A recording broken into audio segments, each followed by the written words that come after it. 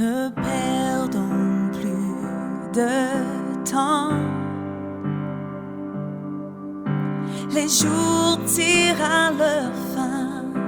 Voici l'époux revient.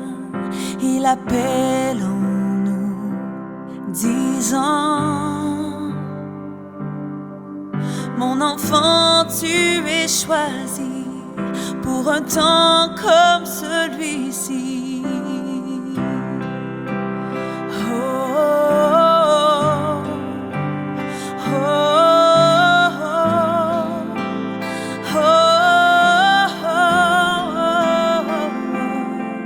Je choisis de te suivre,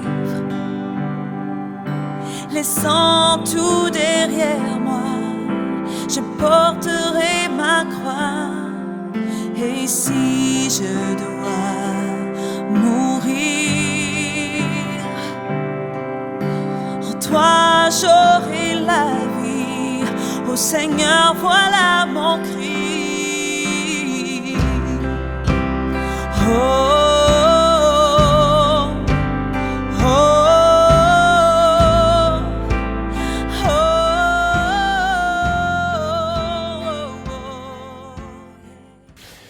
C'est avec une très grande joie que je vous retrouve ce matin pour partager avec vous la parole du Seigneur en ce dimanche matin.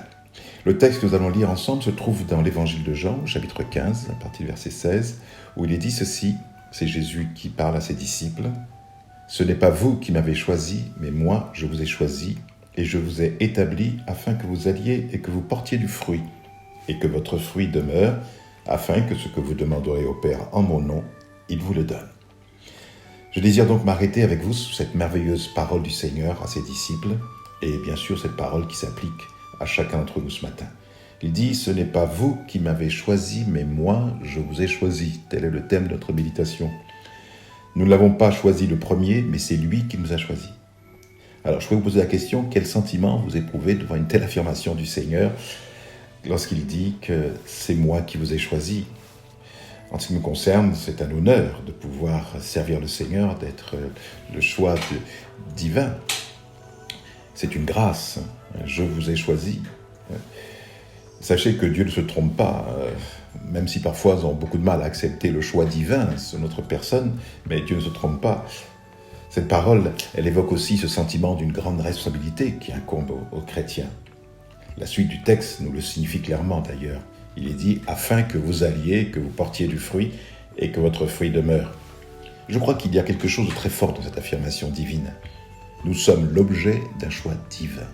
Que le Seigneur nous donne cette intelligence spirituelle pour saisir l'importance de cette déclaration dans notre marche avec lui, dans le déroulement de notre communion et dans notre service pour lui. Le Seigneur affirme donc que ce n'est pas vous qui m'avez choisi. Cette parole serait une mise au point du Seigneur afin de rappeler que ce rapport intime et privilégié que les disciples ont avec lui vient du Seigneur et non du choix des hommes.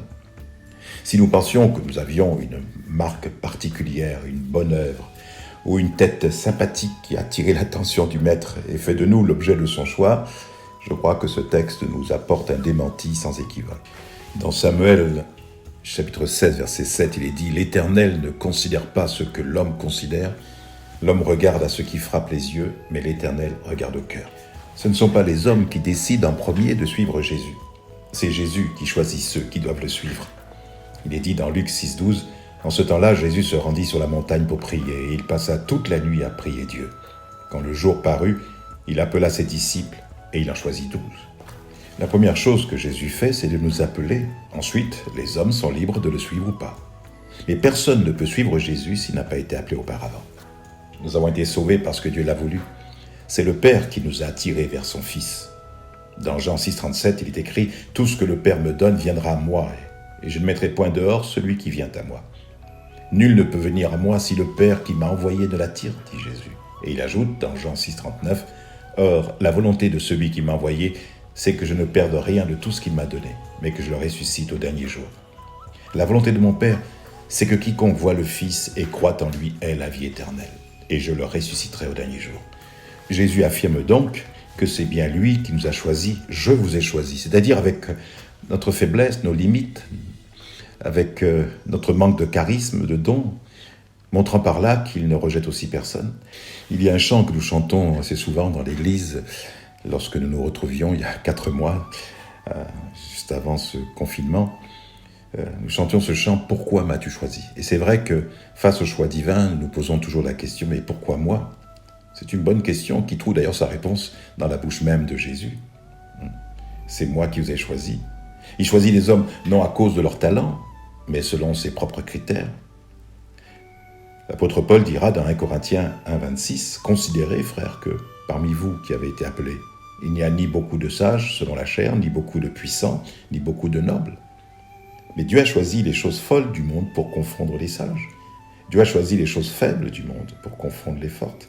Et Dieu a choisi les choses viles du monde et celles qu'on méprise, celles qui ne sont point, pour réduire à néant celles qui sont, afin que nulle chair ne se glorifie devant Dieu. » Les disciples de Jésus étaient considérés comme des gens sans instruction par les gens religieux et les opposants de l'époque. Il est écrit dans Actes 3, verset 13, « Lorsqu'ils virent l'assurance de Pierre et de Jean, ils furent étonnés, car ils se rendaient compte que c'étaient des gens du peuple sans instruction. Ils les reconnaissaient pour avoir été avec Jésus. » Maintenant, j'aimerais dire ceci, c'est que ce choix ne nous garantit nullement de toute chute. Dans Jean 6, 70, il est dit, Jésus leur dit à ses disciples, « N'est-ce pas moi qui vous ai choisis, vous les 12, et l'un de vous est un démon. Ce n'est pas de vous tous que je le dis, je connais ceux que j'ai choisis, mais il faut que l'Écriture s'accomplisse. Celui qui mange avec moi le pain a levé son talon contre moi. » Dieu ne se trompe jamais dans ses choix. S'il y a un échec, nous sommes les seuls responsables. Le Seigneur dira à Jérémie d'aller dans la maison du potier parce qu'il avait quelque chose à lui montrer. Et nous pouvons lire ce passage dans Jérémie 18, verset 2. Il est écrit « Lève-toi et descends dans la maison du potier. Là, je te ferai entendre mes paroles. » Et je descendis dans la maison du potier. Et voici, il travaillait sur un tour. Le vase qu'il faisait ne réussit pas, comme il arrive à l'argile dans la main du potier. Il en refit un autre vase tel qu'il trouva bon de le faire. La Bible nous parle aussi des pharisiens, où le Seigneur leur a donné l'occasion aussi de le connaître, de faire partie de cette élection divine. Il est dit dans Luc 7, verset 30, « Mais les pharisiens et les docteurs de la loi, ne se faisant pas baptiser par lui, ont rendu à leur égard nul le dessein de Dieu. » Les pharisiens et les docteurs de la loi avaient refusé de se soumettre au baptême de Jean et avaient ainsi rejeté le plan de Dieu pour leur bien. Concernant Judas, Judas ne fut pas une erreur. Jésus ne s'est pas trompé dans son choix. Il fut choisi et il bénéficia au même titre que les autres disciples de l'intimité, de l'affection du Seigneur, de son enseignement, de ses diverses bénédictions, de ses miracles. Le Seigneur les a pris tels qu'ils étaient, chacun avec ses failles, ses défauts, dans le but de les modeler, de les façonner, de les rendre aptes à le servir dans l'œuvre qu'il leur avait préparée. Et ainsi tous virent le plan de Dieu s'accomplir dans leur vie en devenant des apôtres fidèles, sauf Judas. Son cœur est resté le même. Il ne s'est pas laissé modeler par le Seigneur, ce Seigneur qui était présent à leur côté. Imaginez un petit peu. Il tenait l'argent du groupe et il le volait sans aucune crainte de Dieu. Ce péché de convoitise l'a amené jusqu'à trahir le Seigneur en le vendant pour 30 pièces d'argent. Mais je voudrais vous dire ceci. La volonté parfaite de Dieu peut s'accomplir en dépit des échecs passés. Ainsi que nous montre la vie de Pierre. Pierre a renié le Seigneur, mais lorsqu'il s'est repenti sincèrement devant Dieu, lorsqu'il a pleuré amèrement sur sa faute, Jésus l'a restauré. Il lui a dit « Paie mes brebis ». Il peut accomplir ses desseins dans votre existence, quels que soient vos échecs passés. Dieu est plus grand que n'importe quelle circonstance. Il se servira de tout ce qui vous arrive pour atteindre le but final qui s'est proposé, et cela dans la mesure où vous collaborerez avec lui. Il est dit, nous savons encore une chose, c'est que Dieu fait tout pour le bien de ceux qui ont de l'amour pour lui. Cela, il les a appelés selon son projet. Dans Isaïe 40, verset 27, « Pourquoi dis-tu, Jacob, pourquoi dis-tu, Israël, ma destinée est cachée devant l'Éternel, mon droit passe inaperçu devant mon Dieu. » Le plan que Dieu a conçu à votre égard est aussi complet et personnel que celui qu'il avait fait pour David et pour les disciples de Jésus. L'intimité dont Dieu jouissait avec eux, il la recherche avec vous aussi. Comme toi, Père, tu es en moi et moi en toi, qu'eux aussi soient un en nous, afin que le monde croie que tu m'as envoyé. Le Seigneur est à l'œuvre au travers de vous et de vos circonstances, exactement comme il l'était avec Paul, avec Pierre, avec David et bien d'autres. Alors nous pouvons nous poser la question, quelles sont les raisons de ce choix? Pourquoi il nous a choisis? Bien premièrement, en lisant le texte de Marc, chapitre 3, verset 14, il est écrit « Il monta ensuite sur la montagne, il appela ceux qu'il voulut, et il vint à lui. Il en établit 12 pour les avoir avec lui et pour les envoyer prêcher avec le pouvoir de chasser les démons. » Le Seigneur nous appelle d'abord à lui. Il en établit 12 pour les avoir avec lui. C'est ainsi qu'avant de nous établir et de nous envoyer où que ce soit, il faut d'abord que soyons à lui. Avant d'appartenir à une fonction, avant d'appartenir à un ministère, nous appartenons d'abord au Maître, au Seigneur. La première chose que nous devons réaliser dans notre vie, c'est le Seigneur qui doit régner. Il fait les choses comme il l'entend, il domine complètement et il doit dominer complètement notre vie. Au début de la vie chrétienne, nous avons une foule de requêtes, de demandes qu'on adresse au Seigneur. Mais plus tard, nous découvrons que le but de Dieu est de nous amener à un contact étroit avec lui, pour nous faire comprendre ses propres desseins.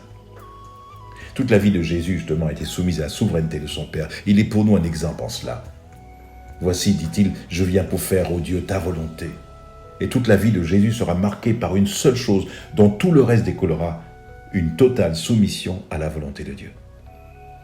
Mais nous pouvons dire qu'il a appris à toujours dire oui à son Père. D'ailleurs, il dira « Je fais toujours ce qui lui est agréable ».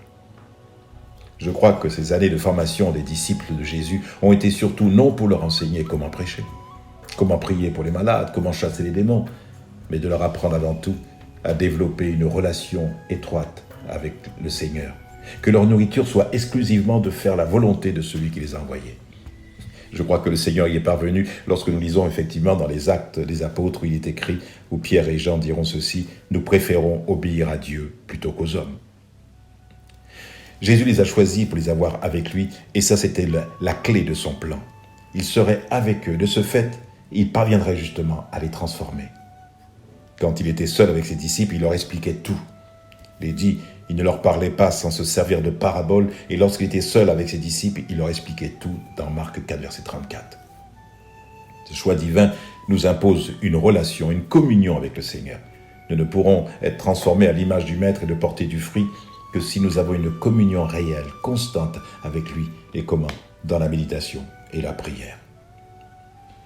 J'aime beaucoup ce psaume 103, verset 7, où il est écrit, où Dieu dit qu'il a manifesté ses voies à Moïse, ses œuvres aux enfants d'Israël. La plupart d'entre nous préférons voir Dieu accomplir de puissants miracles plutôt que de communier avec lui et d'apprendre ses voies. Le texte affirme que Dieu a manifesté ses œuvres puissantes aux enfants d'Israël. Mais à Moïse, il a manifesté ses voies. Moïse fit cette prière dans Exode 33, verset 13. Il dit « Maintenant, si j'ai trouvé grâce à tes yeux, fais-moi connaître tes voies. » Il voulait davantage connaître Dieu et ses plans pour son peuple que de voir un autre puissant miracle qu'il avait déjà bien vu. Pas étonnant que le Seigneur ait conversé avec lui et le considérant comme un homme qui parle à son ami. Pour expliquer la différence entre les voies et les œuvres de Dieu, quelqu'un a écrit ceci, « Les voies ou les desseins ne sont révélés qu'à un cercle intime de saints. L'Assemblée générale ne connaît que les œuvres. » Si nous désirons connaître Dieu personnellement plus que nous désirons voir ses puissants miracles, alors nous serons comblés. Connaître Dieu, ce n'est pas seulement voir ses œuvres, mais également apprendre ses voies. La seconde raison du choix divin, nous le trouvons dans notre texte, où il est écrit « Il monta ensuite sur la montagne, il appela ceux qu'il voulut et il vint à lui. Il en établit 12 pour les avoir avec lui et pour les envoyer prêcher avec le pouvoir de chasser les démons. » Le Seigneur nous a choisis pour être avec lui et ensuite pour les établir. Le grand plan de Dieu, c'est que nos vies soient placées complètement et absolument à sa disposition. C'est pourquoi il nous dit si souvent « Livrez-vous vous-même à Dieu ». Nous avons parlé tout à l'heure du potier. Eh bien, aucun potier ne peut faire quoi que ce soit avec de l'argile qui résiste constamment à ses efforts pour la façonner, pour la former. Si le potier ne peut faire le genre de vase qu'il désire, c'est parce que quelque chose dans l'argile résiste à sa main. Mais dès que la résistance est enlevée et que l'argile se livre totalement à lui, le potier peut faire n'importe quel vase qu'il désire. Il en est ainsi de notre vie.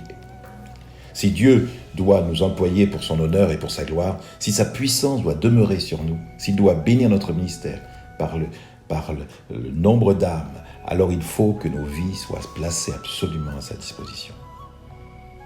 Il est d'une importance capitale pour vous et pour moi de réaliser la souveraineté, le droit que Dieu a sur chacune de nos vies. Nous ne sommes plus propriétaires de notre vie, et cela pour 3 raisons principales.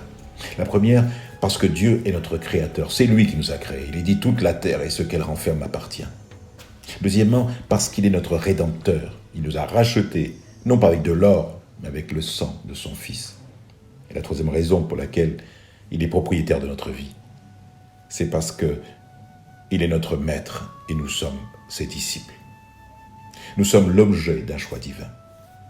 Jésus ne se contenta pas de choisir ses disciples, c'est lui encore qui les établit dans leur ministère, qui va les qualifier par ses dons, afin qu'ils accomplissent cette grande et sainte vocation d'annoncer la bonne nouvelle de Jésus-Christ. Il est écrit « Tout don excellent et tout cadeau parfait viennent d'en haut, du Père des Lumières, chez lequel il n'y a ni changement ni ombre de variation. » C'est le Seigneur qui vous établit dans son œuvre. Il est important pour chacun de nous de savoir à quoi nous sommes appelés et que nous soyons à la bonne place. Trevor Chandler a dit ceci: « Lorsque nous sommes à la bonne place, il y a un minimum d'efforts et un maximum de résultats.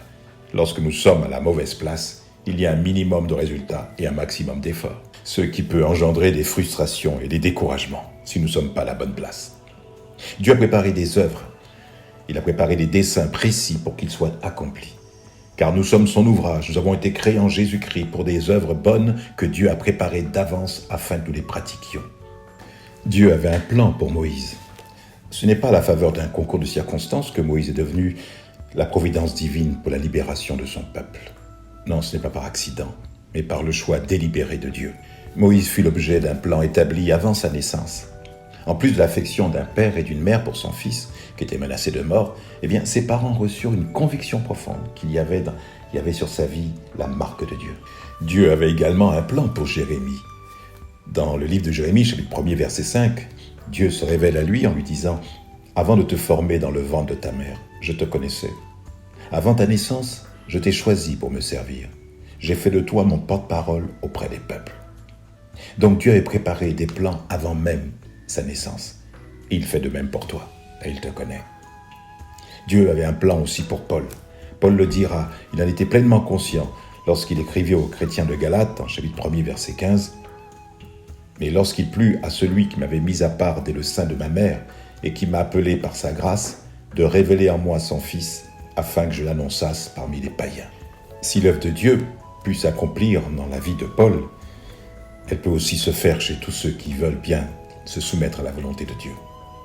Dans Galates chapitre 2 verset 8, il dit « Car celui qui a fait de Pierre l'apôtre des Juifs a aussi fait de moi l'apôtre des païens. » La troisième raison du choix divin se trouve bien sûr dans notre texte où Jésus dit « Ce n'est pas vous qui m'avez choisi, mais moi je vous ai choisi et je vous ai établi afin que vous alliez et que vous portiez du fruit. » Jésus ne se contenta pas de choisir ses disciples, mais il leur donna également une mission, celle d'aller, c'est-à-dire d'être ses témoins. Ce choix divin, donc, nous responsabilise. L'œuvre des disciples consistait donc à porter du fruit. Jésus leur dit « Je vous ai choisis afin que vous alliez et que vous portiez du fruit. » Jésus compare les disciples comme à des serments. Leur rôle est de porter du fruit. Et dans le contexte de ce verset, porter du fruit signifie avant tout amener d'autres personnes à placer leur foi en Christ. Nous sommes, en tant que chrétiens, mandatés pour aller et porter du fruit. Nous ne sommes pas forcément appelés à aller loin, mais nous sommes cependant tenus d'aller. Nous devons porter la parole, nous devons témoigner à notre famille, à nos voisins, que personne ne pense ne pas devoir aller et porter du fruit. De même que chaque chrétien est un disciple, il est également aussi un missionnaire. Non seulement nous devons porter du fruit, mais Jésus dit que votre fruit demeure. L'œuvre que Dieu confie à chaque chrétien est une œuvre durable. Si nous œuvrons réellement pour Dieu, notre œuvre résistera au temps. Si nous portons du fruit pour Dieu, cette œuvre subsistera. Assurons-nous donc que c'est bien l'œuvre de Dieu que nous accomplissons et non la nôtre, et que c'est bien le fruit de Dieu que nous portons. Si nous accomplissons vraiment son œuvre, selon sa volonté, il nous accordera tout ce dont nous demanderons au nom de Jésus. Si nous faisons ce que Dieu dit, il fera ce que nous disons. Ce n'est pas vous qui m'avez choisi, mais moi je vous ai choisi. Et je vous ai établi afin que vous alliez et que vous portiez du fruit, et que votre fruit demeure, afin que ce que vous demanderez au Père en mon nom, il vous le donne. Oui, il exaucera nos prières pour que nous puissions accomplir notre service. En vérité, je vous le dis, celui qui croit en moi fera aussi les œuvres que je fais, et il en fera de plus grandes parce que je m'en vais au Père. Et tout ce que vous demanderez en mon nom, je le ferai, afin que le Père soit glorifié dans le Fils. Si vous demandez quelque chose en mon nom, je le ferai. L'apôtre Paul dit, « Car nous sommes son ouvrage, ayant été créés en Jésus-Christ pour de bonnes œuvres que Dieu a préparées d'avance, afin que nous les pratiquions. » Éphésiens 2,10. Dieu nous a rachetés, afin que nous puissions faire son œuvre. Dans le royaume de Dieu, nous avons une place, un but, un rôle et une fonction à accomplir. L'apôtre Paul dit, « Vous êtes une race élue, afin que vous annonciez les vertus de celui qui vous a appelé des ténèbres à son admirable lumière. » En tant qu'enfants de Dieu, nous avons été créés pour servir notre Seigneur. Chaque fois que nous employons les dons que Dieu nous a confiés pour aider les autres, nous accomplissons ainsi notre vocation. Dans quelques églises en Chine, ils accueillent les nouveaux convertis en disant « Jésus a maintenant une nouvelle paire d'yeux pour voir, une nouvelle paire d'oreilles pour entendre, 2 nouvelles mains pour aider et un nouveau cœur pour aimer les autres. » De passage dans une grande ville, un violoniste célèbre publia qu'il donnerait un concert avec un Stradivarius. Il fit ça le comble. Beaucoup étaient venus pour voir le violon autant que l'instrumentiste. Dès les premières notes, l'auditoire fut étonné par la virtuosité du violoniste. À la fin du 2e morceau, cet homme, à la stupeur de tous, brisa l'instrument sur ses genoux et quitta la scène. Les auditeurs pensaient qu'il avait perdu la raison. Alors le directeur du théâtre se présenta au public et s'efforça de calmer les esprits. « Mesdames et mesdemoiselles, messieurs, dit-il, ne soyez pas inquiets, car le violoniste ne s'est pas encore servi du Stradivarius. Le crin-crin qui vient de briser ne valait que quelques francs. » Le virtuose réapparut, muni cette fois d'un reluisant Stradivarius. Après avoir exécuté une première œuvre avec ce bijou, il s'arrêta et demanda qui dans la salle avait remarqué la différence entre les 2 instruments. Seules quelques mains se levèrent. Il déclara alors à la foule « Je voudrais démontrer que ce n'est pas tellement l'instrument qui fait la musique, mais l'instrumentiste. En conclusion, remettons nos vies entre les mains du divin maître. Il sait faire une symphonie avec les instruments les plus insignifiants que nous sommes. » Jésus a dit « Ce n'est pas vous qui m'avez choisi, mais moi je vous ai choisi, et je vous ai établi afin que vous alliez et que vous portiez du fruit, et que votre fruit demeure, afin que ce que vous demanderez au Père en mon nom, il vous le donne. » Je vous encourage à faire cette prière avec moi. Seigneur, mon Père et mon Dieu, je te remercie pour la grâce qui m'a été accordée de te connaître. Merci parce que tu m'as choisi, tu as fait de moi ton ami, tu m'envoies pour porter du fruit, pour partager cette grâce avec ceux que tu appelleras et choisiras par mon témoignage. Que je puisse vivre cette mission avec beaucoup d'humilité, cherchant des fruits non pas en mon nom, selon mes projets et ma volonté, mais en ton saint nom. Que ton esprit me guide sur ce chemin de vie, par Jésus-Christ ton Fils, notre Seigneur. Oui, donne-moi de porter ce fruit qui demeure grâce à ton amour. C'est au nom de ton Fils bien-aimé Jésus que je te prie. Amen.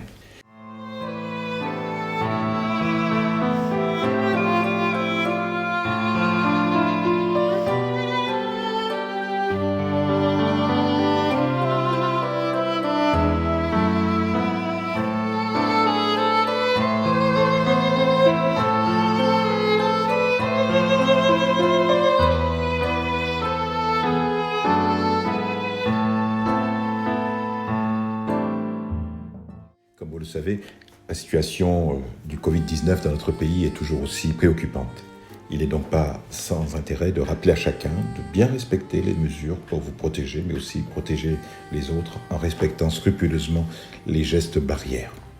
Je vous rappelle que tous les vendredis, nous jeûnons et prions afin que Dieu intervienne dans cette situation. Ne regardons pas les difficultés comme une limite, mais comme une opportunité pour la manifestation de la gloire de Dieu. La Bible dit que Dieu règne Sachez que je suis Dieu, je domine sur les nations, je domine sur la terre. Dans le psaume 46, verset 11. Voilà, je vous souhaite de passer une très bonne semaine et j'aurai beaucoup de joie à vous retrouver dans une prochaine émission. Que Dieu vous bénisse et à bientôt. Au revoir.